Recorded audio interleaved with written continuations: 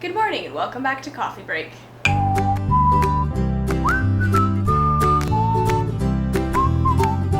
So October is National Bullying Prevention Month, and obviously bullying is a very serious issue that affects us all, and books are a really great way to address serious issues. Probably figured out by now that we think that way. I was doing some research for this video to kind of figure out what really are the statistics on bullying, and one of the things that I found really interesting is that, so there's a bunch of different sources, we'll have them in the description, but according to Davis and Nixon, students who experience bullying are more likely to find peer actions helpful than educator or self-actions, like doing something themselves, and that allying and supportive actions from peers are the most helpful actions from bystanders. So if you are a bystander, like, you can actually do something, and not only can you, but you're the most effective way to stop bullying. Right. Bullying doesn't just affect the victims and the bullies, it affects all of us, and bystanders are, kind of the silent majority, so they really have a lot of power to speak up and stop it. Right. Yeah. And we've got a book that illustrates this really well. It's called Red. And the narrator in the book is a bystander. Well, she kind of starts by noticing a classmate blushing, and she laughs at him, but then everyone else takes it up, and then they start taunting him and bullying him, and then he gets ends up getting pushed to the ground, and so they take it way too far, and then she's like, oh my God, what am I supposed to do now? I don't want the bully to come after me. Do I stand up and say something, or, what do I do?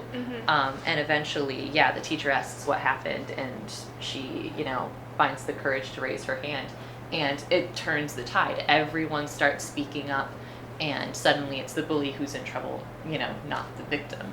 So, I think this is true to life. Yeah. Yeah. I think just knowing that you can make a difference, that confidence should encourage you to actually make a difference and step in, and know that it can be something as simple as raising your hand like the girl in the book does, or just talking to the person who was bullied and making sure that they know that they have a friend. Yeah.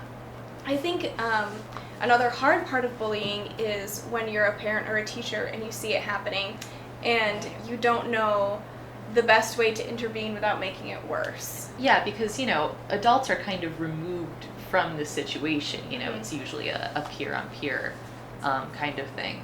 But at the same time, it's they can be effective. It's just knowing how to be. Yeah. So for a couple more statistics, according to Davis and Nixon again, students reported that the most helpful things teachers can do are listen to the student, check in with them afterwards to see if the bullying stopped, and give the student advice.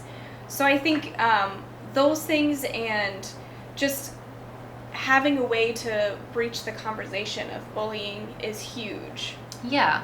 So, don't go running in and stopping the situation, but talking to the kid one-on-one and opening up that discussion, can give them hope and courage. Yeah, and maybe encouraging other students in the class to be those peers that can stand up. And I think books are a really good way to approach that subject. If you can bring them a book about bullying and talk to them about that kind of thing, that's a good way to open up a dialogue about bullying and get kids involved and thinking about how to help each other. Yeah, definitely. I think one book that can be a great discussion starter for a middle grade classroom is Bully.com.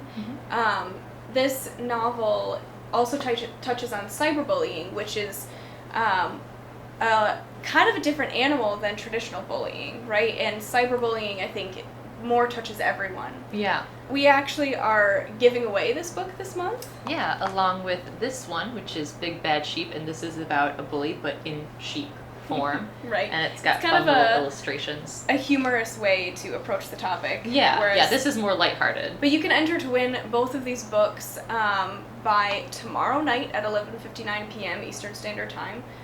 We can leave a link in the description where to do that. So if you have any other books or other resources for parents or teachers or peers that deal with bullying and how to prevent it, let us know in the comments. Yeah, we'd love to hear what you're doing this month to help prevent bullying. Yeah. thanks for joining us, and we'll see you next week.